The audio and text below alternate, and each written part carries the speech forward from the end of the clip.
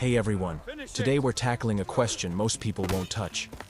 The most savage atrocities of Julius Caesar that Rome pretended never happened. You know Caesar as the brilliant general, the martyr of the Ides of March, the guy who said, "I came, I saw, I conquered." Shakespeare gave him poetry, HBO gave him a mini-series. Your high school history teacher probably gave him a pass because, well, he built an empire. But here's the thing. Caesar's resume has some entries Rome spent centuries trying to bury, and for good reason. We're not talking about questionable tax policy or a few broken campaign promises.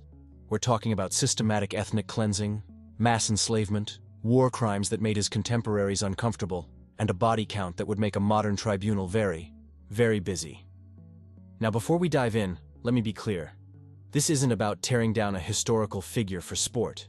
It's about looking at what actually happened when one ambitious Roman decided that Gaul, modern-day France, Belgium, parts of Germany and Switzerland, needed to be civilized at the edge of a gladius. The Romans kept meticulous records. Caesar himself wrote a best-selling memoir about his campaigns, the Gallic Wars, which doubles as both military propaganda and an accidental confession. And if you're thinking, wait, if Caesar wrote about this stuff himself, how did Rome pretend it never happened? Excellent question. Rome didn't erase the events.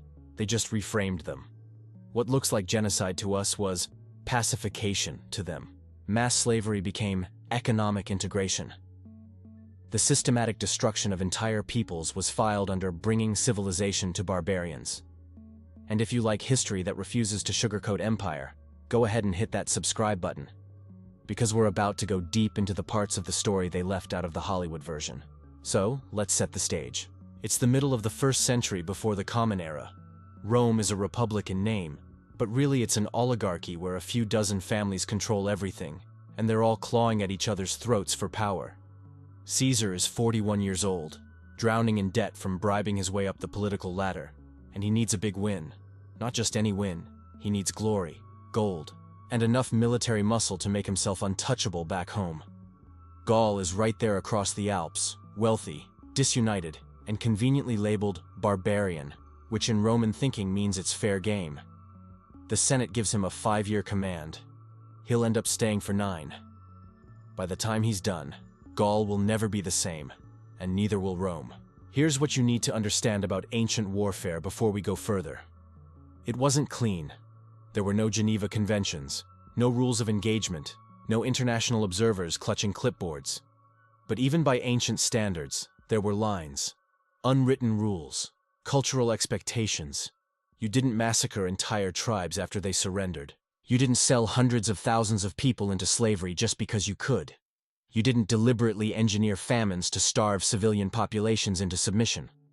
Or rather, you could do all of those things, but people noticed. Roman senators noticed. Tribal leaders across Europe noticed. Even Caesar's own officers noticed. And that's the fascinating part. This wasn't some secret shadow campaign. Caesar documented it. His enemies denounced it. And Rome, after a bit of performative hand-wringing, shrugged and let him keep going because the loot was too good and the political payoff too valuable. Let's start with the numbers, because they're staggering even when you account for ancient exaggeration.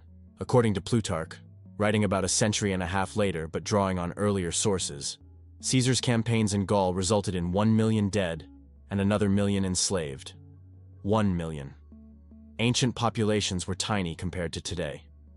Gaul probably had somewhere between 5 and 10 million people total at the start of Caesar's campaigns. Do the math. That's somewhere between 10 and 20% of the entire population killed. Another 10 to 20% enslaved. In 9 years. Modern historians debate those exact figures. Ancient writers loved round numbers and weren't big on statistical rigor. But even if you cut Plutarch's estimate in half, you're still looking at casualties on a scale that would qualify as genocide under modern international law. The Arverni tribe, one of the most powerful in Gaul, was essentially destroyed as a political entity. The Eburones were hunted to near extinction after their leader, Ambiorix, embarrassed Caesar in battle. The Veneti, a coastal people with a powerful navy, were systematically dismantled, and we're just getting started. But here's where it gets interesting. Caesar didn't hide any of this. He wrote about it himself in real time, in dispatches he sent back to Rome that were read aloud in the Forum. His commentaries on the Gallic War, which every Latin student has suffered through at some point, lays it all out in calm, clinical prose. No hand-wringing, no moral anguish, just crisp third-person narration. Caesar did this, Caesar did that, the enemy was defeated, here's how many we killed. It reads less like a confession and more like a quarterly earnings report. Mass death as bureaucracy, ethnic cleansing as spreadsheet material. Take the Helvetii, a Celtic tribe from what's now Switzerland.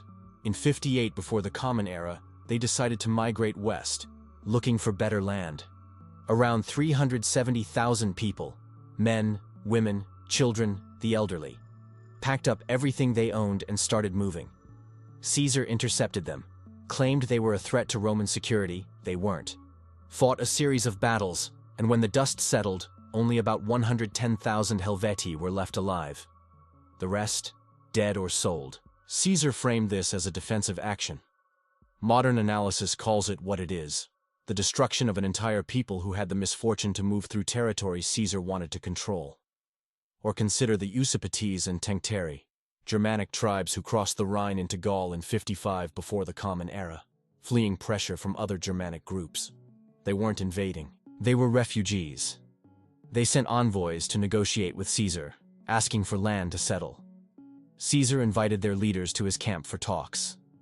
And then, while those leaders were his guests under a flag of truce, a sacred protection in both Roman and Celtic culture, he launched a surprise attack on their camp at dawn. Men, women, children, still in their tents. No warning, no battle. A massacre. The exact death toll is unclear, but Caesar claims to have killed 430,000 people. Even if that number is inflated, even if the real figure is half that, you're looking at one of the most treacherous acts in Roman military history. And Caesar wrote about it like it was a Tuesday. Now you might be thinking, okay, brutal. But wasn't ancient warfare just like that? Wasn't everyone doing this? And the answer is no. Not like this. Not at this scale. And crucially, not to people who had already surrendered. The Roman Senate certainly didn't think this was normal. After the massacre of the Usipetes and Tencteri, Cato the Younger, Caesar's political enemy, sure, but also a man known for his rigid moral principles, stood up in the Senate and demanded that Caesar be handed over to the Germanic tribes for justice. Cato argued that Caesar had violated the laws of war, broken sacred hospitality, and brought shame on Rome. It was an extraordinary motion. The Roman state basically never turned its own generals over to foreign powers. The fact that Cato even proposed it tells you how shocking Caesar's actions were, even by the standards of a society that was pretty comfortable with violence. The motion failed, of course. Caesar had too many allies, too much money spread around, and too much political momentum. But the debate happened. It's in the historical record. Rome knew what Caesar was doing, struggled with it briefly, then decided that conquest and wealth mattered more than moral consistency. Let's talk about slavery for a moment, because it's central to understanding the economic engine driving all of this. Rome ran on slave labor. Mines, farms, households, ships, all staffed by enslaved people. And the single biggest source of new slaves was warfare. Every campaign generated a flood of captives who were marched back to Italy in chains and sold at auction. This was standard practice, but Caesar took it to an industrial scale. The siege of Avaricum, the main city of the Bituriges tribe, is a perfect example. It's winter, 52 before the Common Era. Caesar's army is hungry, supplies are running low, and Vercingetorix, the Gallic leader who's finally managed to unite multiple tribes against Rome, is using a scorched earth strategy, burning Gallic towns before Caesar can loot them. Caesar needs a win, he needs food, and he needs it to look decisive. Avaricum is one of the most beautiful cities in Gaul, according to Caesar's own account. Fortified, prosperous, full of supplies, Vercingetorix wants to burn it rather than let Caesar have it. The local Bituriges beg him not to. They promise to defend it. Vercingetorix reluctantly agrees. Caesar besieges the city for about a month. His engineering is brilliant. Ramps, siege towers, the works. When the walls finally fall, Caesar's soldiers pour in. And here's what Caesar writes, in his own words. Nearly all 40,000 people in the city were killed. 40,000, men, women, children. His soldiers were angry from the long siege, hungry, cold. Caesar let them take the city with no restraint. Almost no one was taken alive to sell as slaves because the massacre was so complete. This wasn't a battle. This was annihilation. Caesar records it with all the emotion of someone noting the weather. The Veneti campaign in 56 before the Common Era shows another side of Caesar's methods. What happens when you resist Rome effectively? The Veneti were a coastal tribe in what's now Brittany. They had a powerful fleet, dominated the Atlantic trade routes, and lived in fortified settlements built on promontories that were accessible only at low tide. Excellent defensive positions. When Caesar tried to intimidate them into submission, they arrested his envoys. A serious breach of protocol, yes, but not unusual in hardball ancient diplomacy. You hold hostages, you negotiate, you exchange them. That's how things worked. Caesar's response? Total war. He built a fleet from scratch, fought a naval battle he had no business winning, and when the Veneti finally surrendered, he had their entire ruling council executed and sold the rest of the population into slavery. Every single person, an entire people, erased, not scattered, not subjugated, erased. Their cultural identity, their language, their territory, all gone. Why? To send a message. To make sure every other tribe in Gaul understood that resistance didn't just mean defeat. It meant extinction. And this is where we need to talk about the difference between ancient conquest and what Caesar was doing. Yes, ancient empires were brutal. Yes, mass slavery was common. Yes, defeated peoples could expect harsh terms. But Caesar's campaigns had a specific character that made even his contemporaries uneasy. He was willing to destroy peoples completely rather than incorporate them. He broke truces casually. He targeted civilians systematically. And most importantly, he did all of this not because Rome's survival required it, but because his personal political career required it. Tell me in the comments, do you think Caesar genuinely believed he was bringing civilization to Gaul? Or was it always just about personal power? Let's examine that question through the lens of Vercingetorix's rebellion. By 52 before the Common Era, the Gauls had finally figured out that Caesar wasn't there to trade olive oil and togas. He was there to conquer them completely. Vercingetorix, a young Arverni nobleman, managed to unite tribes that had been enemies for generations. He used guerrilla tactics, avoided pitched battles, destroyed food supplies to starve Caesar's army, and nearly succeeded in driving the Romans out of Gaul entirely. For a moment, it looked like Caesar might actually lose. The climax comes at Alesia, a fortified town where Vercingetorix made his last stand. Caesar besieged it with around 60,000 Roman soldiers. Inside, about 80,000 Gallic warriors and the civilian population. Outside, coming to relieve the siege, a Gallic relief force that ancient sources claim numbered in the hundreds of thousands. Probably an exaggeration, but certainly a massive army. Caesar was trapped between two enemy forces, both larger than his own army. By any reasonable military logic, he should have lost. Caesar's solution at Alesia was to build two walls, one facing inward, to keep Vercingetorix trapped, one facing outward, to hold off the relief army. 11 miles of fortifications facing in, 14 miles facing out, 25 miles of walls, trenches, towers, and traps, built in a matter of weeks by soldiers who were already exhausted and hungry. It's one of the great engineering achievements in military history. It's also one of the great humanitarian catastrophes. Here's what happened. The relief army arrived and attacked. Caesar's forces held. After several days of bloody fighting, the relief force gave up and went home, leaving Vercingetorix and his warriors trapped with no hope of escape. But inside Alesia, there was another group. Civilians. Somewhere between 20,000 and 40,000 non-combatants. Old people, women, children, who had taken shelter in the town when the war started. Vercingetorix couldn't feed them. His warriors were already on starvation rations. So he made a brutal decision. He expelled the civilians from the town, hoping Caesar would let them pass through the Roman lines. Caesar refused.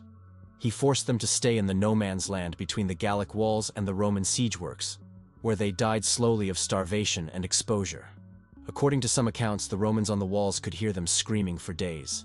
Women holding up babies, begging for mercy. Caesar's soldiers weren't allowed to give them food or let them through. Caesar himself mentions these civilians in his account, not to express regret, but to explain why he couldn't let them pass. They might have provided intelligence to the Gallic relief army. Military necessity, strategic logic. 30,000 people or more left to starve in a ditch because feeding them or letting them go might have complicated the siege. When Vercingetorix finally surrendered, Caesar kept him alive, not out of mercy, but because he wanted to parade him through Rome in his triumph. Vercingetorix spent the next 6 years in a Roman dungeon, then was ritually strangled as part of Caesar's victory celebration. The Gallic warriors who surrendered were sold into slavery.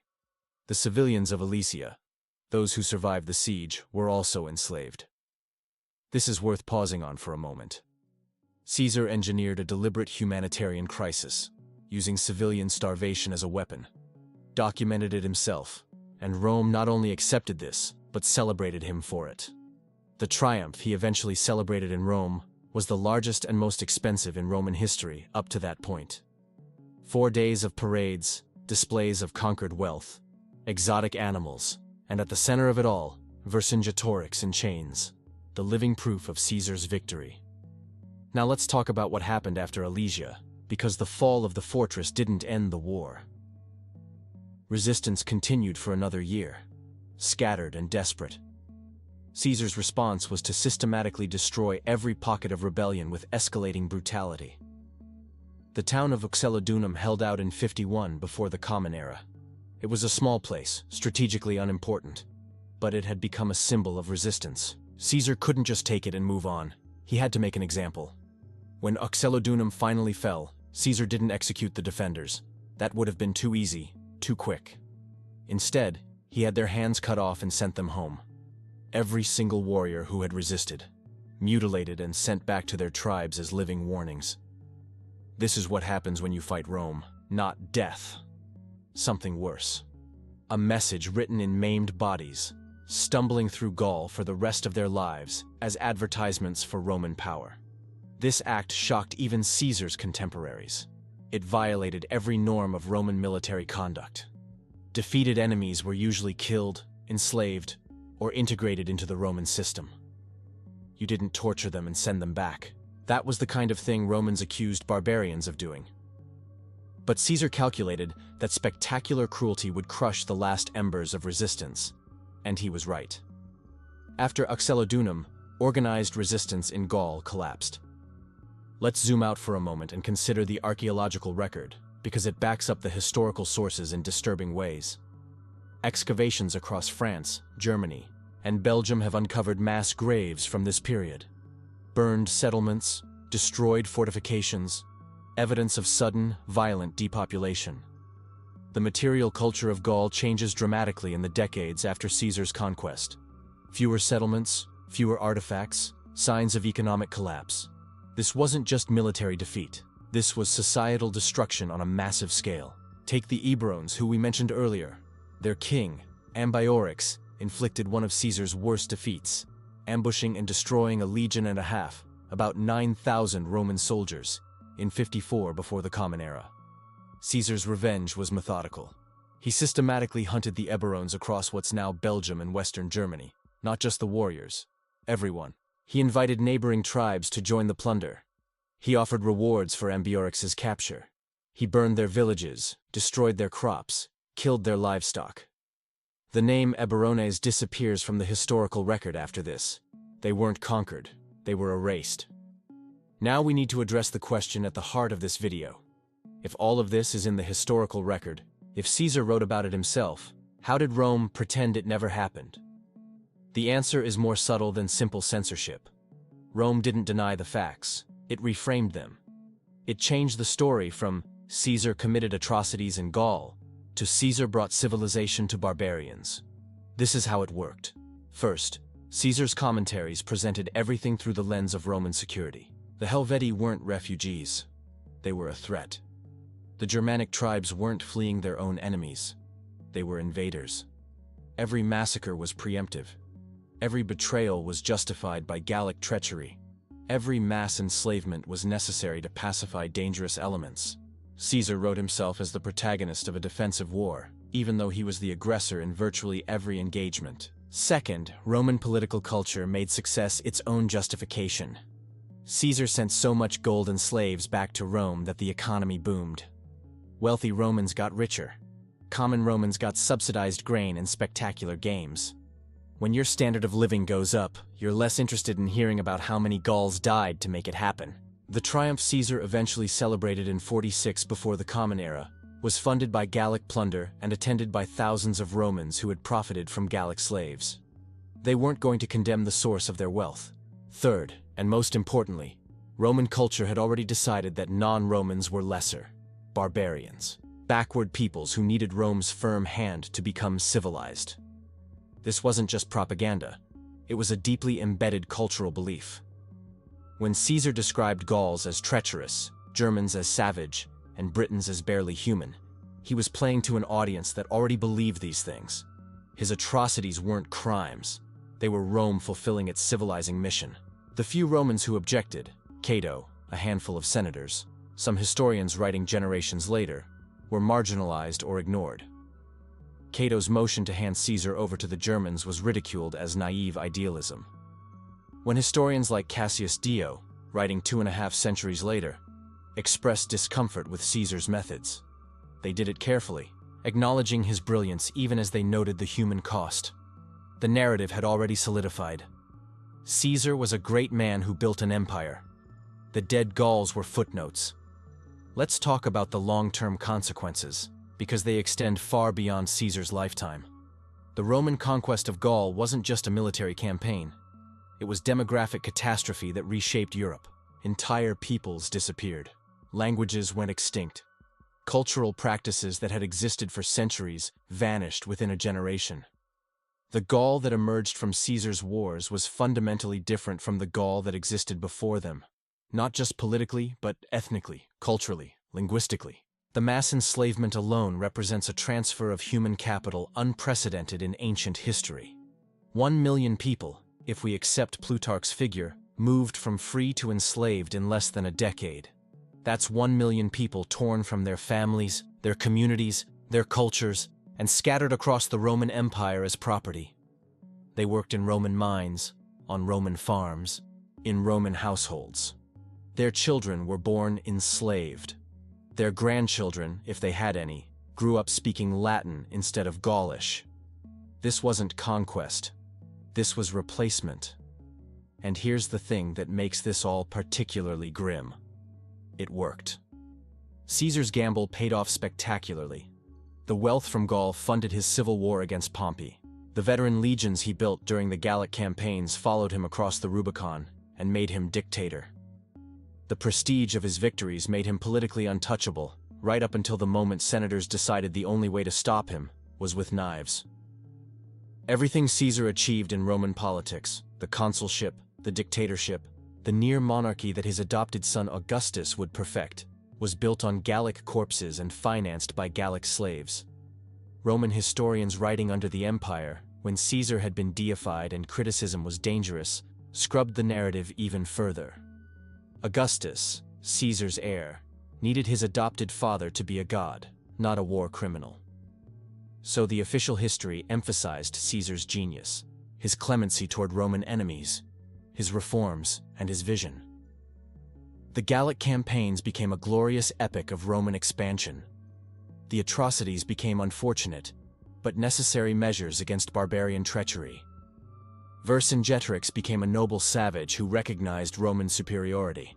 The millions dead became casualties of progress. The physical evidence tells a different story. Modern archaeology has mapped the destruction. Oppida, the large fortified settlements that were the urban centers of Gallic civilization, show systematic burning and abandonment around the middle of the 1st century before the Common Era. These weren't temporary disruptions. Many were never reoccupied. The population of Gaul dropped dramatically and didn't recover for decades. Coin hoards buried during this period and never retrieved suggest people fleeing in panic. Mass graves, burned buildings, hastily buried bodies. The archaeological footprint of Caesar's campaigns looks like the archaeological footprint of genocide. But in Roman memory, it became something else entirely. By the time Plutarch wrote his biography of Caesar in the early 2nd century of the Common Era, The emphasis was on Caesar's genius and ambition, with the moral questions treated as interesting, but ultimately irrelevant. When Suetonius wrote his biographies of the Caesars, the Gallic campaigns were proof of Caesar's military brilliance. When Cassius Dio compiled his history in the 3rd century, Caesar's ruthlessness was acknowledged but framed as a character flaw of an otherwise great man, like a temper or excessive ambition. The systematic nature of the violence, the deliberate ethnic destruction, the calculated use of atrocity as policy, all of that got softened, contextualized, explained away. Modern historians have been wrestling with Caesar's legacy for centuries. The Enlightenment scholars admired his genius. 19th century nationalists saw him as a state builder. 20th century scholars, writing after the Holocaust and other genocides, started asking harder questions. Can we separate the brilliance of the tactics from the horror of the outcome? Does military genius excuse mass murder? At what point does conquest become annihilation? These aren't academic questions. They're about how we remember empire, who gets to be a hero, and what we're willing to overlook in the name of civilization. Caesar's campaigns in Gaul resulted in death and enslavement on a scale that would constitute crimes against humanity under modern law. But we still teach Caesar as a great leader. His commentaries are still assigned in Latin classes.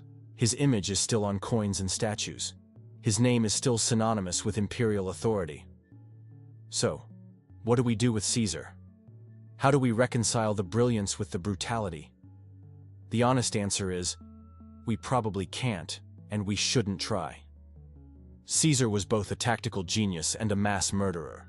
He was both an architect of empire and an architect of ethnic cleansing. These things aren't contradictory, they're connected. The same ambition that drove him to master military science drove him to commit atrocities. The same political calculation that made him a brilliant strategist made him willing to sacrifice entire peoples for personal advancement. Roman sources from the generation after Caesar's death occasionally let the mask slip. Lucan's epic poem about the civil wars, written a century later, portrays Caesar as a force of chaotic destruction. The Stoic philosopher Seneca, tutor to Nero, included Caesar in his lists of tyrants. Even Caesar's own supporters sometimes acknowledged the human cost. Cicero, in private letters, expressed unease about the scale of death in Gaul, even as he publicly celebrated Caesar's victories. But these dissenting voices were drowned out by the weight of empire. Rome needed Caesar to be a hero, because Caesar's conquests funded the imperial system. His methods became the template for Roman expansion. The Gallic Wars weren't an aberration. They were a model. Future generals studied Caesar's tactics and applied them to Britain, Germany, Dacia, Parthia. The mass enslavement, the systematic destruction of resistance, the use of atrocity as policy. These became standard operating procedure for Roman imperial conquest. And when Rome eventually fell, and medieval and Renaissance Europe looked back at the classical past, they inherited this sanitized narrative. Caesar the hero. Caesar the statesman. Caesar the embodiment of Roman virtue. The millions dead in Gaul were abstracted into numbers in ancient texts, mentioned in passing, never dwelt upon. The enslaved were invisible, their suffering unrecorded except in occasional statistics. Vercingetorix became a romantic figure, the noble savage, rather than the leader of a people fighting for survival against genocidal conquest. The modern French relationship with Caesar is particularly fascinating and uncomfortable. On one hand, Caesar is the destroyer of Celtic Gaul, the man who wiped out their ancestors' civilization. On the other hand, he's the founder of Roman Gaul, which became France. Without Caesar's conquest, there's no Roman Gaul. Without Roman Gaul, there's no Frankish kingdom. Without the Franks, there's no France as we know it. So is Caesar a villain or a founding father? The answer, impossibly, is both. This gets to the heart of why Rome pretended Caesar's atrocities never happened, because acknowledging them would undermine the entire narrative of Roman civilization. If Caesar was a war criminal by any reasonable standard, then the empire he helped build was founded on war crimes. If the conquest of Gaul was genocide, then Roman expansion was a series of genocides. If Caesar's methods were beyond the pale, then Rome itself was a monstrous enterprise. The cognitive dissonance is too much. It's easier to reframe the victims as aggressors, the conqueror as a civilizer, the genocide as pacification. We see this pattern repeated throughout imperial history. The Spanish conquest of the Americas, the British conquest of India, the Belgian Congo, European colonialism in Africa. Every time, the conquering power frames itself as bringing civilization to backward peoples. And every time, the reality is mass death, enslavement, cultural destruction, and theft. Caesar was just one of the first to write the playbook. The difference is that Caesar wrote his own account. Most conquerors had their historians write for them. Caesar cut out the middleman. He turned his atrocities into literature, his war crimes into art. The Gallic Wars is still assigned in schools because it's well written, because it's historically valuable, because it's a window into ancient military practice. But it's also a propaganda masterpiece that reframes systematic ethnic cleansing as strategic necessity. We teach students to admire Caesar's prose, while glossing over what that prose is describing.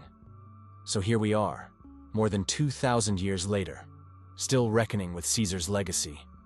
The facts have always been available. His own writings document the scale of death and destruction. Contemporary sources like Cato condemned him. Later historians noted the human cost.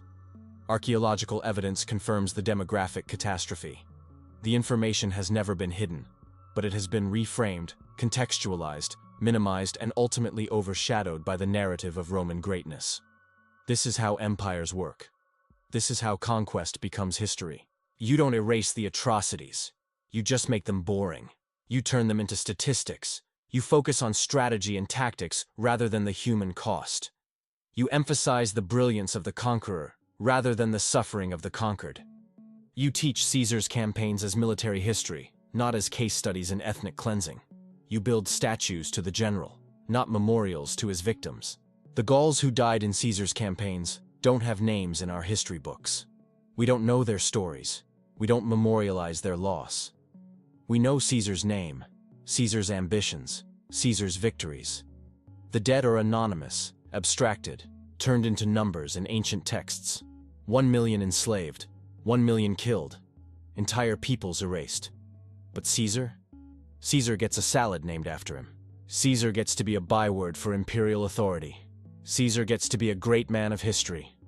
If that bothers you, if you think we should remember history with all its uncomfortable truths, not just the sanitized versions that make empires look good, then stick around for more videos like this one, and let me know in the comments what other great men of history you want to see examined with this kind of scrutiny.